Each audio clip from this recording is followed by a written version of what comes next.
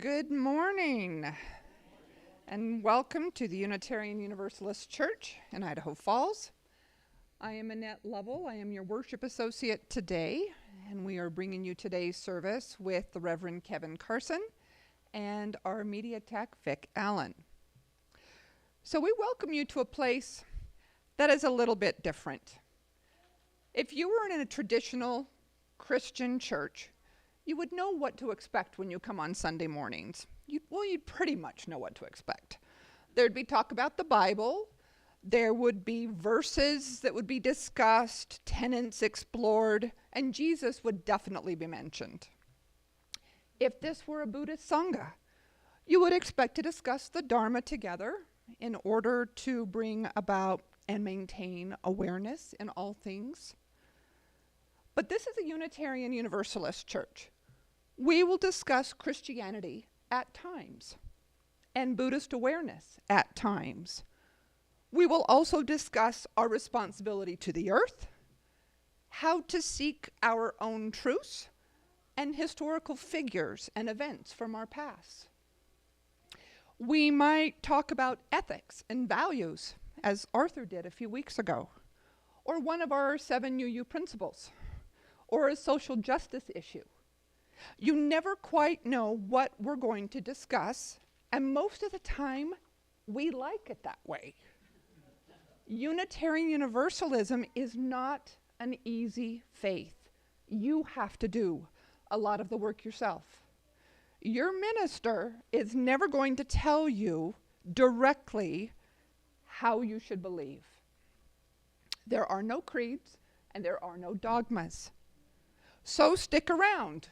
You might love today's service, and maybe next week's will be more your cup of tea. But whatever the subject is, we hope you can take something meaningful from each service. Take home something to ponder. So no matter what your reason are, you are here today. You are welcome, and we are happy that you chose this Sunday morning to join us. As always, we start our Sunday with announcements, and there are quite a few. So first of all, if you are online, please sign on to the chat box so we can see who is joining us. And if you want to let us know a joy or concern for later in the service, please type it in. Today is our second Sunday shared meal. Hopefully many of you brought a dish to share, but if you didn't, please do not let that bother you. Just come downstairs in Fellowship Hall. Join us in community. Everyone is welcome. On another food and community note, the care team is hosting a soup supper on Friday, March 29th, here at the church at 6 o'clock. There will be homemade soups and breads and conversations to share. It's a good way for people to get together and visit outside of Sunday mornings. Next week's service, we are going to have a spring altar, and everyone is not just welcomed, but encouraged to bring something that means spring to you. Everyone is going to be given the opportunity to say something about their offering if they so choose. You do not have to. You can just put it on the altar. But it's nice to have something that is representative of all of us that Reverend Kevin can then talk about in the service. The Philosophical Society is going to meet on Wednesday, March 27th at 7 o'clock here at the church to discuss one of the topics that was suggested by a member of the congregation. If you recall, they put out a suggestion box and have been taking information for the past, many weeks, month and a half or so. So more information will be coming on that. Thursday, March 14th, there is an event in town called Conversations with Exceptional Women. A table has been purchased for UU gathering. Of the 8 places, 7 are taken. There is 1 seat still available. It is $85. That includes dinner, of course. So if you're interested, please let Arthur know. He's the one that has made all of those arrangements. So there is one more place available. Let's see. Today is our Change for Change Sunday. So everything you put in the offering basket today will go to Change for Change unless you specify it's for a pledge. The society or the group that we have chosen to support this Sunday is the UN office, part of the UUA. If you understand the tenets of what the UN does in this world, it is the same thing. It's just the UUA's portion. Karen Schaefer, a member of our congregation, has been a representative of the UN for many, many, many, many years. And she brought this to our attention and asked us to have this one of our Change for Changes. And lastly, don't forget that Reverend Kevin invites you to join him for tea on Thursdays and Fridays during regular office hours. It's good to confirm a time with him, make sure he hasn't been called away. But he has an open door and he welcomes conversation from everyone. You can sit and talk about spiritual matters, how you're feeling, questions you might have, or what concert you attended last week. It doesn't matter. No subject is taboo, but he welcomes getting to know people better and would love for people to stop by and take advantage of that door. I do not think we have any more announcements, so make sure your cell phone ringers are turned off. We will prepare for worship with a few moments just to settle in, calm our hearts, our minds, and our breathing.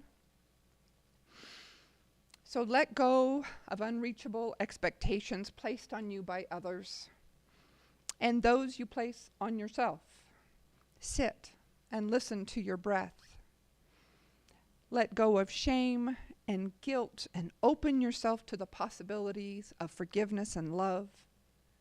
Sit and feel your breath. Let go of the mistakes you made yesterday. Let go of the things you dread next week. Sit and be here in this moment. Take the time to breathe deeply and consciously, and I will ring the peace bowl 3 times.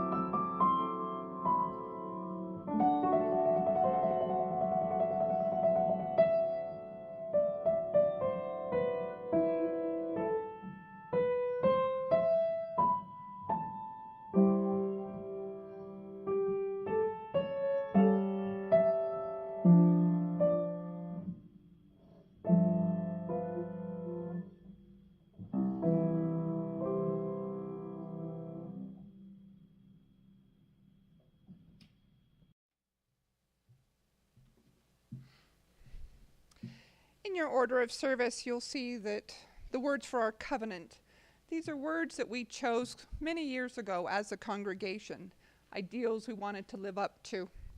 Sometimes we do really well, and sometimes not so well, but we need to recite them every week to try to help build those ideas within ourselves of what we want to strive for. So please recite those words with me. Love is the spirit of this community, and service its law. This is our great covenant, to dwell together in peace, to seek the truth in love, and to help one another.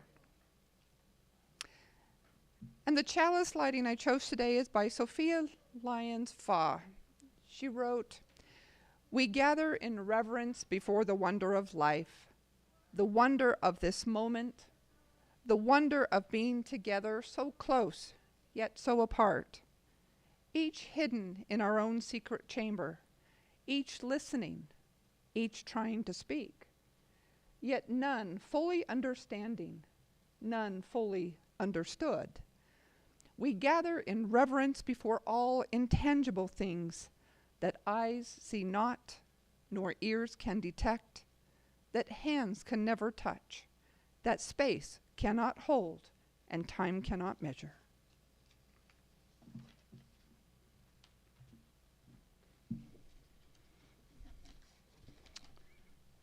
Good morning.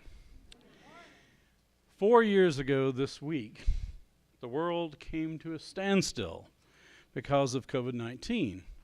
We began to shelter in place, and we stopped gathering in groups to prevent the spread of the disease. One casualty of that time was that we stopped holding in-person worship services for the next 20 months. And when we returned, we tried to minimize our interactions so everyone would stay safe. One way we did this was to eliminate the tradition of community greeting, a simple gesture of welcoming each other to our Sunday worship service. Since I did not begin serving this congregation until August of 2020, I have never seen this in practice here. And so today, we have decided to resume our community greeting. As we greet one another, please do not feel compelled to shake hands if that makes you uncomfortable still. And please do not be offended if someone refuses your hand accordingly. Maybe an elbow bump or a namaste gesture would be more comfortable for some of you. So now, for the first time in 4 years, let us greet one another in the spirit of community.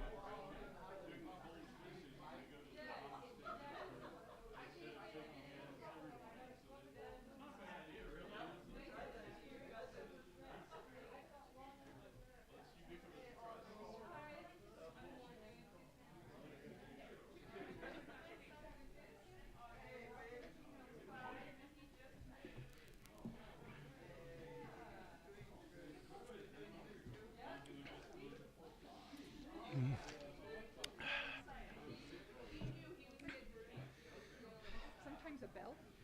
That's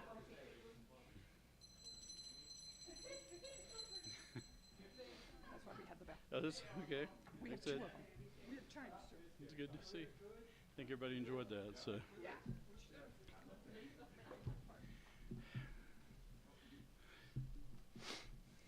all righty. Well, that was a lot of fun. I'm glad we did that. So look forward to that from now on. Cross your fingers, we won't have another pandemic anytime soon. So, our call to worship this morning is one of my favorite poems, "The Summer Day" by Mary Oliver. Who made the world? Who made the swan and the black bear? Who made the grasshopper? The grasshopper, I mean the one who has flung herself out of the grass, the one who is eating sugar out of my hand, who is moving her jaws back and forth instead of up and down, who is gazing around with her enormous and complicated eyes. Now she lifts her pale forearms and thoroughly washes her face. Now she snaps her wings open and floats away. I don't know exactly what prayer is. I do know how to pay attention, how to fall down into the grass, how to kneel down in the grass, how to be idle and blessed, how to stroll through the fields, which is what I've been doing all day. Tell me, what else should I have done? Doesn't everything die at last and too soon? Tell me, what is it you plan to do with your one wild and precious life? I invite you now to rise in body or spirit and join in singing our opening hymn, number 44, "We Sing of Golden Mornings."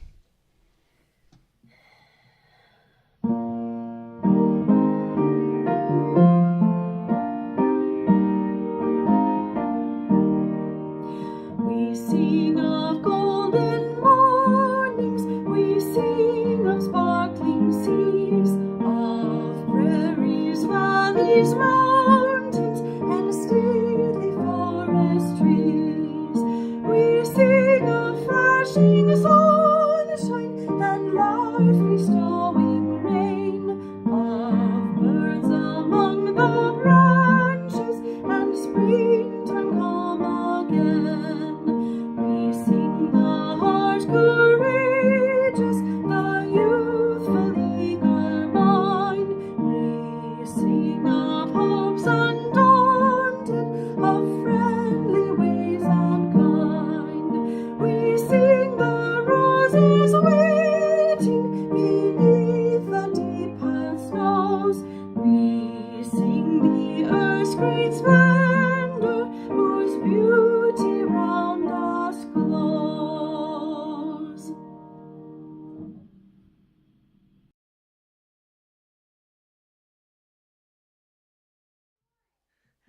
Good morning. This morning's Time for All Ages is titled "A Lamp in Every Corner." It was written by Janine K. Grossmeyer. Many years ago, in the land of Transylvania, in a mountain valley, watered by quick rushing streams and shadowed by great forests of beech trees, there was a village of small wooden houses with dark shingled roofs. Now the people in the village were of the Unitarian religion, and they wanted a church of their own. A church set on the hillside, they decided, looking down upon the village as a mother looks down upon her sleeping child. So all the people of the village labored long and hard to build themselves a church. The stonemasons hammered sharp chisels to cut great blocks of great gray stone. Then they set the stones into stout and sturdy walls. The glaziers made tiny glass panes and fitted them neatly into the windows with leaded lines.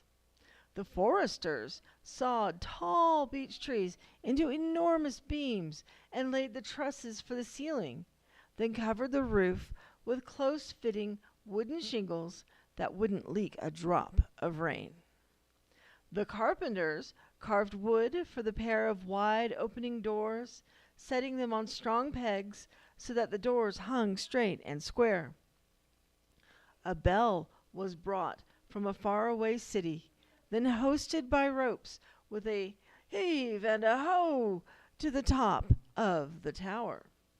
The weavers wove fine cloth for the altar table, cloth embroidered with flowers and edged with lace. The smiths hammered black iron into tall lampstands and hammered thin bronze into shining oil lamps.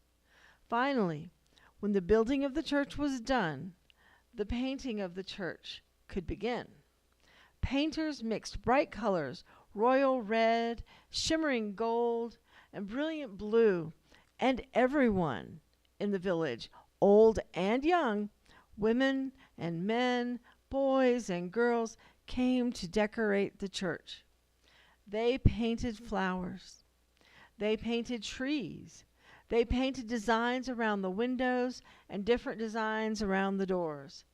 At the end of the day, when it was finished, when their church was finally done, all the people of the village stood back to admire it, and then to sing a song of happiness and praise.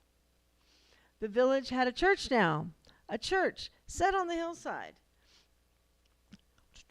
looking down upon the village as a mother looks down upon her sleeping child. "We will eat now," announced an elder of the village, because everyone was hungry after their long day's work. "And later tonight, we will come back to pray." So the people of the village went down the hillside to their homes and their suppers, all except one little girl named Zora and her father, who stayed behind. They had brought their own bread and cheese. They ate their food slowly, sitting on the grass on the hillside and admiring their new church with its strong stone walls, its tall tower, and its magnificent bell. After they had eaten, they went back inside, opening those carved wooden doors to go into the gloriously painted sanctuary inside. "Oh, look, Father!" Zora cried, running from picture to picture with her footsteps echoing off the stone walls. "See how grand it is!" "Yes, it is," said her father, looking around and nodding with pride. "Yes, it is." "But, Father," she said suddenly, "we haven't finished." "Why, what do you mean?" "There are the tall iron lampstands all along the walls, but there are no lamps. The church will be dark when the people come back." "Oh, no, little one," said her father. "The light of the church comes from its people. You shall see." Soon he rang the bell to call the people to worship, then took his daughter by the hand and led her back outside. They waited on the grassy hillside next to their beautiful church of strong gray stone. The sun had set behind the mountains, and night was coming soon. Yet, in the growing darkness, tiny points of light came from many directions and moved steadily up the hill. "Each family is entrusted with a lamp, my little one," her father explained. "Each family lights its own way here." "Where is our family's lamp?" "Your mother is carrying it, and she will be here soon." The many lights moved closer together, gathering into one moving stream, all headed the same way, growing larger and brighter all the time. Zora's mother arrived, bearing a burning oil lamp in her hands.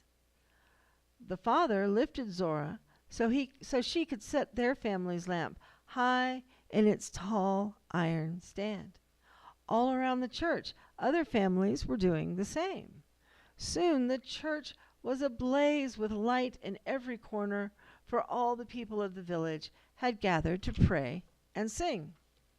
All through the worship service, Zora watched the lights flicker and glow. She watched her family's lamp most of all. When the service was over, her father lifted her high. She took the shining bronze lamp from the lampstand, Its curved sides were warm and smooth in her hands. Her mother carried the lamp home, with the flame lighting the way. The lamp flame lit their house when they returned home. Zora washed her face and got ready for bed by the light of that flame. "Mother," Zora began as she climbed into bed to lay down. "Yes, my little one?" her mother asked, tucking the red wool blanket around Zora's shoulders. "Father said the light of the church comes from its people." "Yes, but also the people take their light from the church." Over on the table by the fireplace, the shiny bronze lamp was still burning. "And we have that light every day." "Yes, indeed," said her mother. "And even when we are not in church, even when the lamp is not lit, we carry the light of truth in our minds and the flame of love in our hearts to show us the right way to be. That light, the light from truth and love, will never go out." "Never?" asked Zora. "Never," said her mother. "And this bronze lamp will last for many, many years. When you are grown, we will give the bronze lamp to you. And when your children are grown, you will give the lamp to them, and all of you will carry it back and forth to church every time." "But there is only one lamp," Zora said. "So make another and let the light grow. And someday tell your children to make more lamps too. And now, good night," her mother said, and kissed Zora once on this cheek and once on that cheek and once on the forehead. Zora closed her eyes and drifted into dreams while her mother looked down upon her sleeping child. The years passed. Zora grew. The bronze lamp came into her care. She kept it polished and clean, and when the bell rang out across the valley to call the people to worship, she carried the lamp back and forth to the church on the hillside, the flame always lighting her way.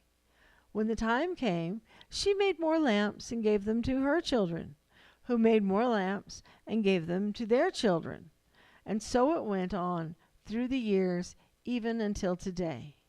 And always the light of truth and the flame of love from that Unitarian church on the hillside continued to grow and show them and us the way.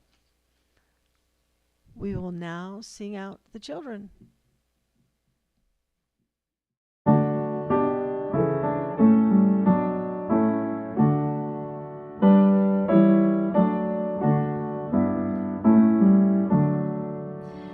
As we leave this friendly place, love give light to every face. May the kindness which we learn light our hearts till we return.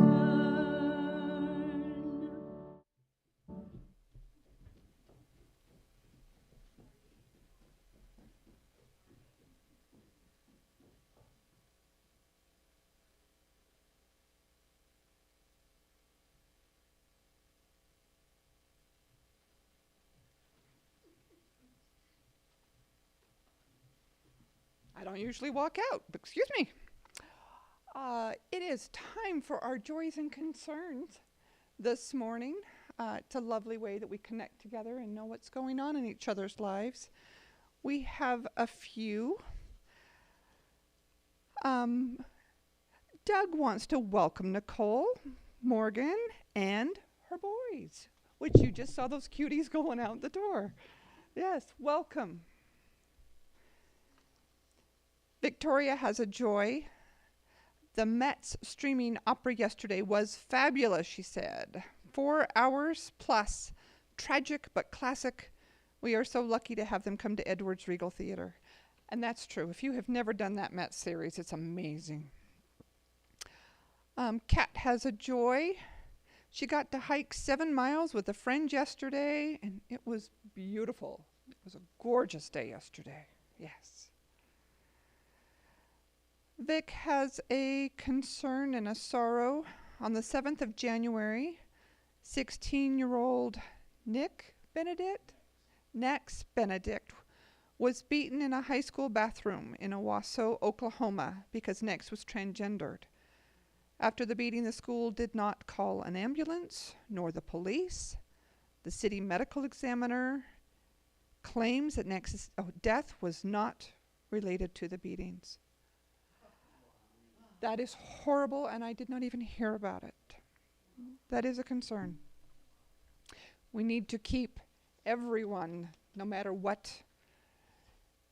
how different you might be, in value, held in honor and respect. So we also light one more candle for those joys and concerns that have not been shared today. Yes.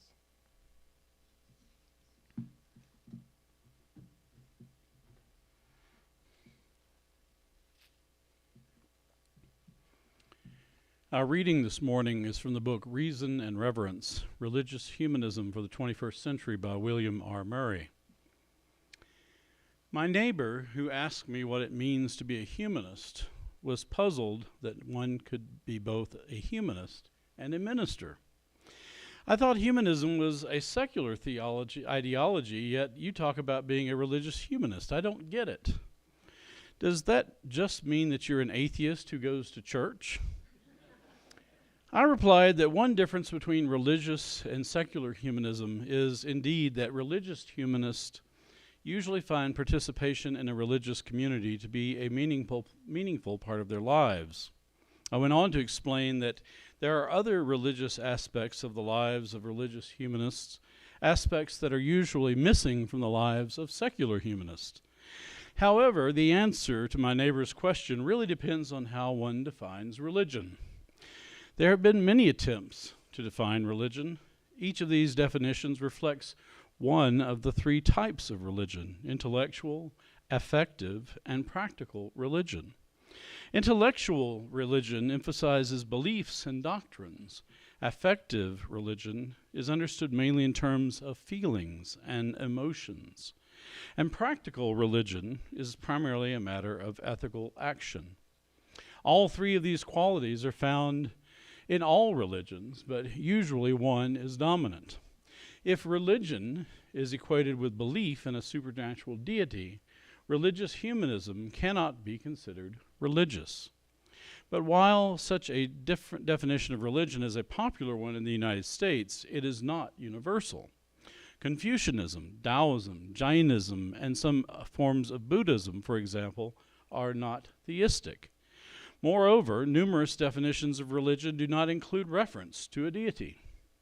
As I see it, religion refers to becoming more fully human through living as intensely, as joyfully, and as responsibly as possible.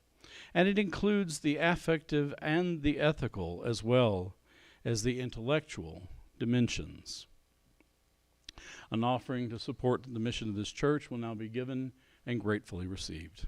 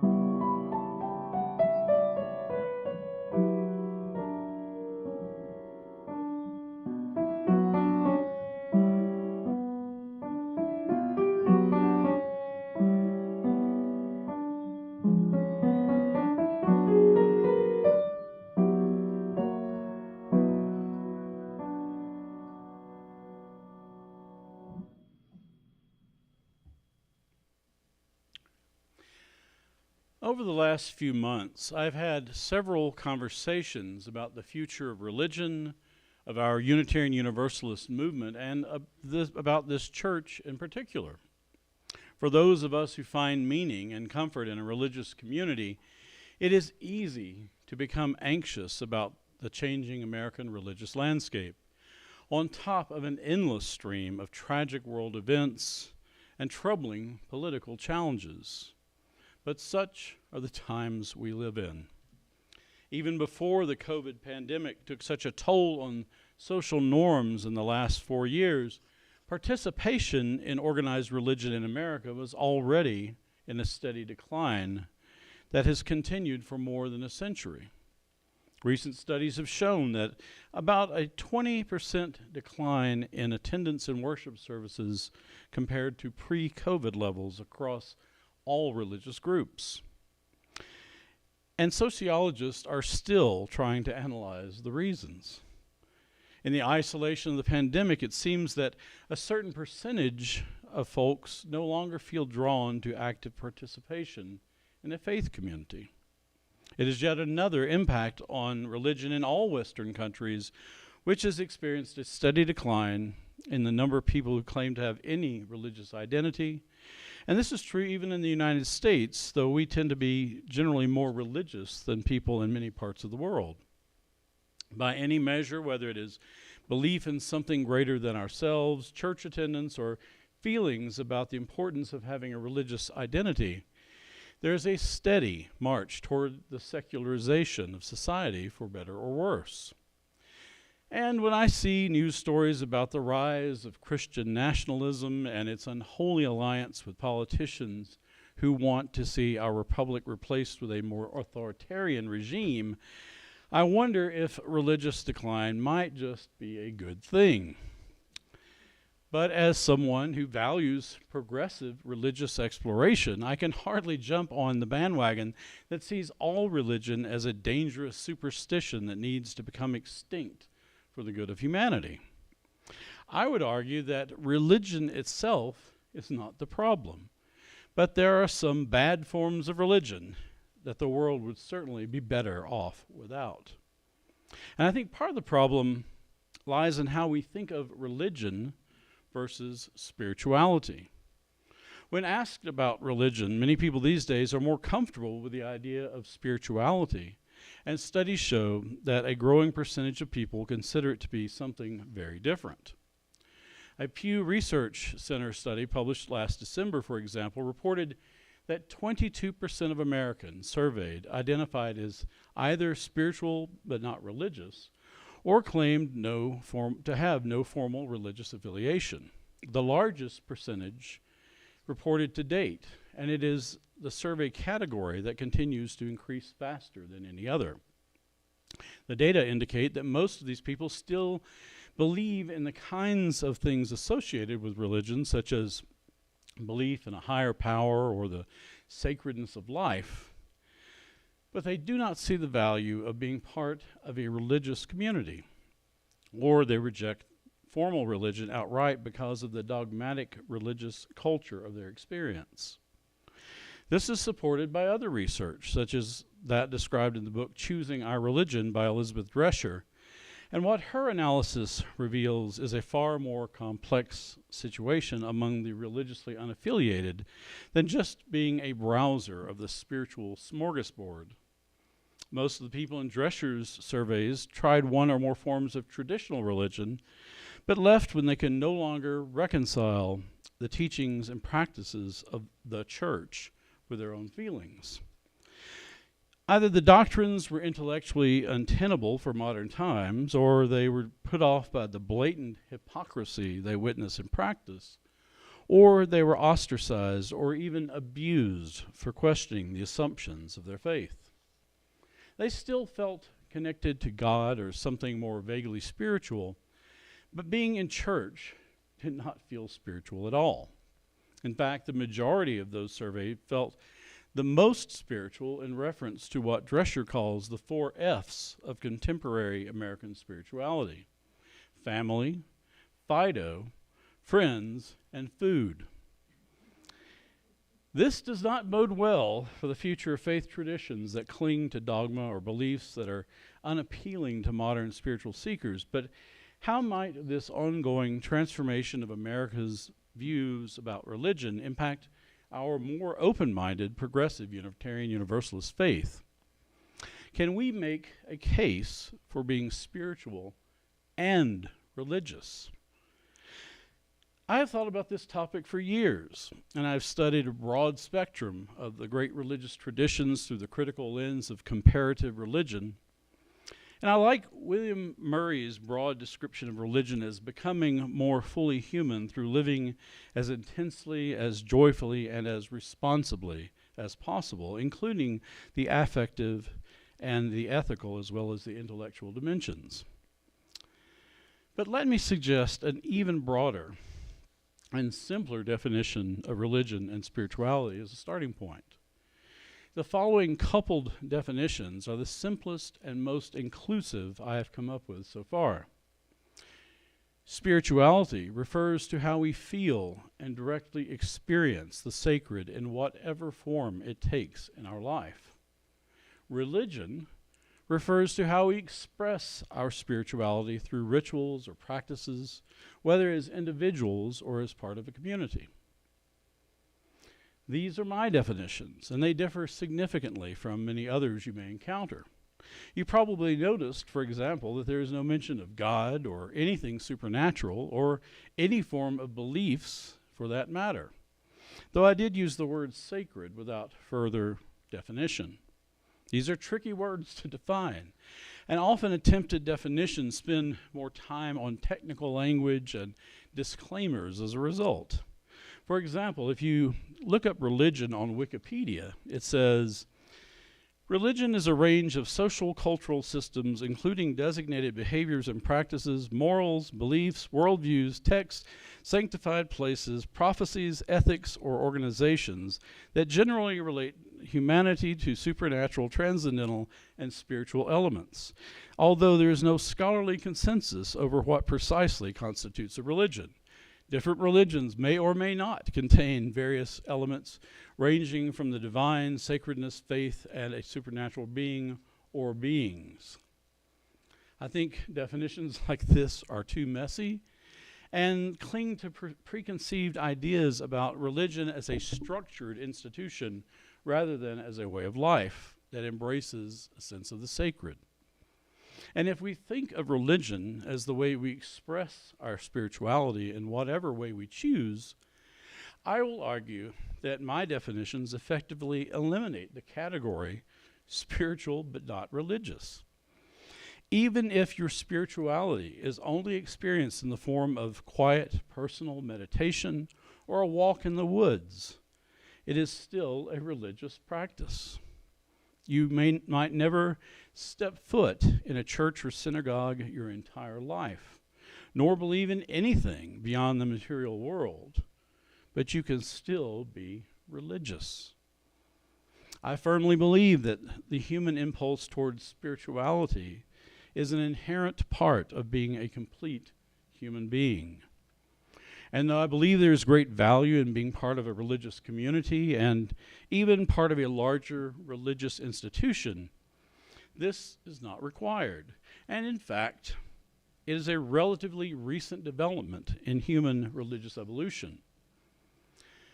Though many of the reasons given for the decline in organized religion are complicated and debatable, three are more obvious. One is a general disinterest in religion as compared to the multitude of other competing options in society. Families today have plenty of other opportunities for social interaction and pursuing other meaningful interests, perhaps too many. And there is often little free time in our frenetic weekly schedules to make going to church a priority.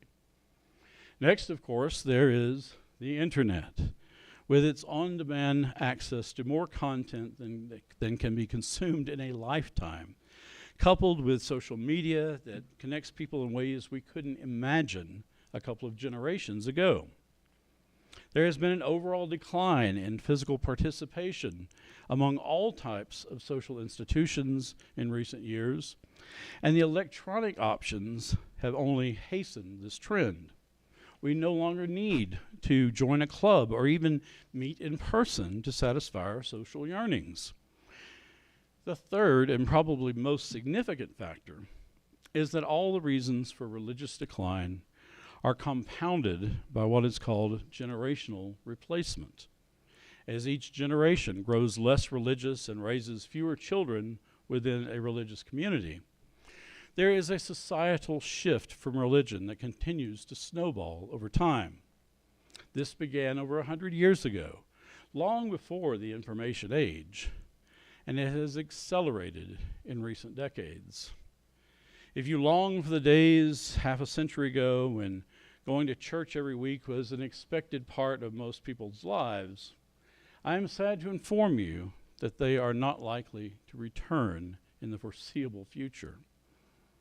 But despite all these factors we could list that are contributing to shrinking participation in religious communities, I don't think it's time to announce the imminent death of religion.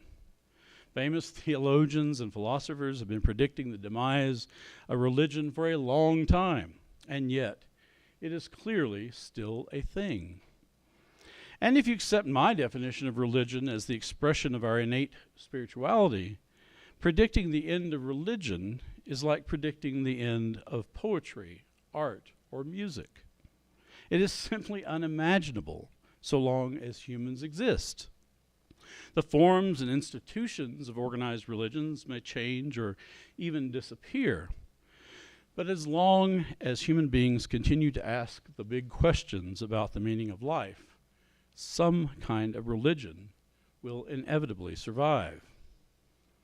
Back in 2009, in the good old days when Christian nationalism was a more fringe element of the American religious landscape, there was just as much concern as there is now about the end of religion. And one hopeful response was offered by the now retired Harvard theologian Harvey Cox in a book titled The Future of Faith. The main thesis of Cox's book was that religiousness in general is undergoing a metamorphosis, what he described as a turn to the immanent, the rediscovery of the sacred in the immanent, and the spiritual within the secular. He suggested that we are experiencing a significant moment in human history, a transition from what he calls the age of belief to the age of the Spirit. The reasons for this shift are complicated and subject to debate, but declining faith in our religious and civic institutions in the decades after the Second World War and the looming environmental crises have certainly contributed. Even for humanists, enthusiasm for the onward and upward progress of humankind has been tempered in the wake of witnessing the incredible human capacity for destruction and the inadvertent consequences that sometimes result from new technology that seemed so promising. Cox suggests that religion is becoming more about spiritual experience, personal faith, and public practice than about holding a certain set of beliefs. Looking inwardly, it is about the feeling and direct experience of the sacred that I would call spirituality. And in addition to personal religious practices that express our inner spirituality, there is an emphasis on public religion as an expression of our moral values, rather than simply being a member of a religious community. If Cox is right, and I believe he is, this would seem to support the data with respect to the increasing ranks of the spiritual but not religious, and I believe it is promising for our Unitarian Universalist approach to religion. We are the antithesis of a dogmatic faith, and our communities exist to provide a welcoming spiritual home for seekers who bring all kinds of beliefs to the table. Every spiritual journey is ultimately personal, but none of us needs to make this journey alone. In our faith communities, you will find spiritual sustenance for the journey of a lifetime and new ideas to consider, sometimes challenging the beliefs you arrived with.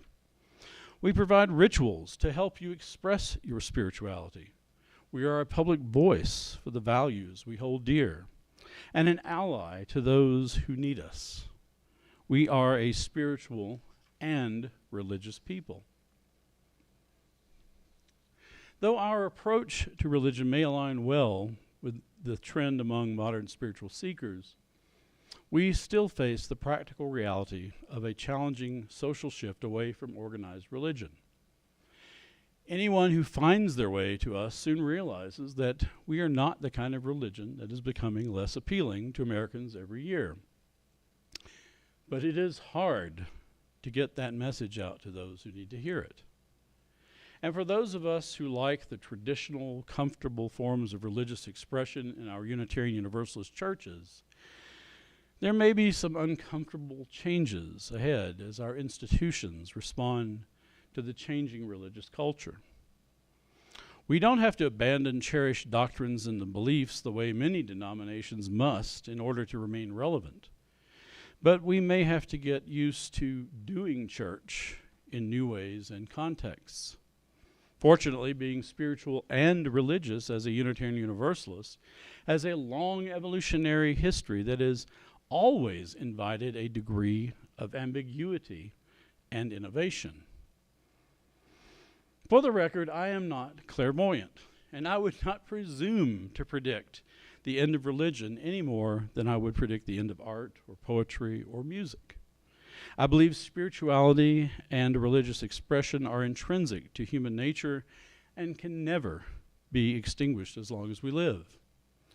What I think is clear, though, is that we are likely to see a continued decline in traditional forms of religious expression over the next century, and I suspect that it will at least be in part a transformation into something more integrated into other aspects of ordinary life. It may just be that everything old is new again, as the saying goes, and we rediscover an integral religiosity in our daily lives that reconnects us with the earth and the interdependent web in new and wonderful ways, ways that more closely resemble the spirituality of indigenous peoples rather than Western traditional religion. I still firmly believe that there will be a place for the brick and mortar church for the foreseeable future as a place for community and spiritual exploration among supportive friends. But we may have to reimagine what it means to be part of such a community. We may have to accept a greater fluidity in the way people come and go as so-called members of our communities as their life situations change. My biggest concern for the future of our faith is that our children and youth can really benefit from growing up in a multi-generational faith community. And this is not something that is easy to replace with social media. I'm not worried about teaching them some kind of UU catechism so they can recite the principles or the history of our faith, though it would be a great grounding for their future search for truth and meaning. But rather, it is important that we invite the coming generations into the community narrative of our faith. We want them to feel a Unitarian Universalist sense of religious identity. I often say that potlucks and casual conversations are at least as important for nurturing the future generations of Unitarian Universalists as any class or worship service. So let us set aside our anxieties and march boldly into an uncertain religious future. It is important to nurture our faith communities and grow our members as best we can for our spiritual homes to remain vital. But it is far more important that we continue to be a haven for spiritual seekers and a religion that engages with the world as a positive force. I remain hopeful about our future. We are indeed a spiritual and religious people. May it be so.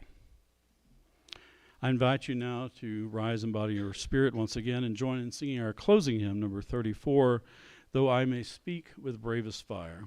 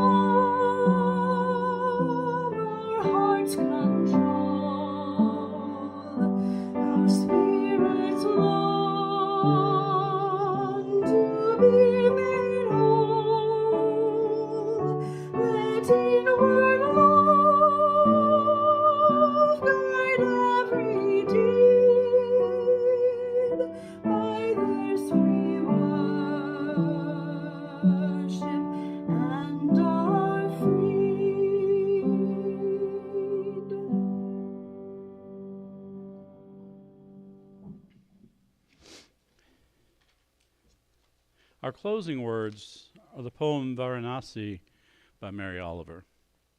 Note you will hear in this poem the word ghat, which is a term used in the Indian subcontinent to refer to a series of steps leading down to a body of water or wharf, such as a bathing or cremation place along the banks of a river or a pond.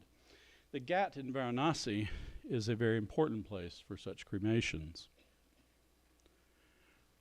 Early in the morning, we crossed the ghat, where fires were still smoldering, and gazed with our Western minds into the Ganges.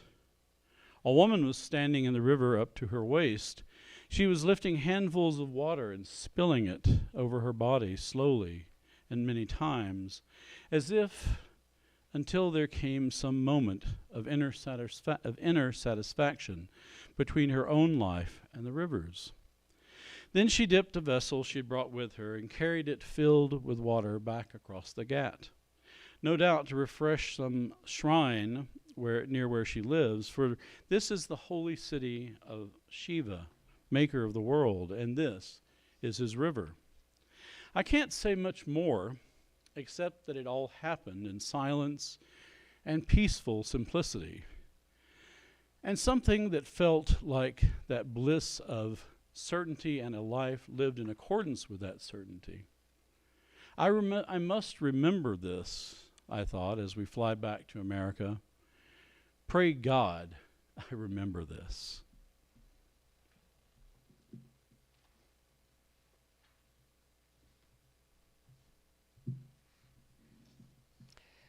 We will end our service with extinguishing our chalice. The words are written in your order of service. Please recite them along with me. We extinguish this flame, but not the light of truth, the warmth of community, or the fire of commitment. These we carry in our hearts until we are together again. It is time for our postlude. Be safe, be well, and please join us downstairs.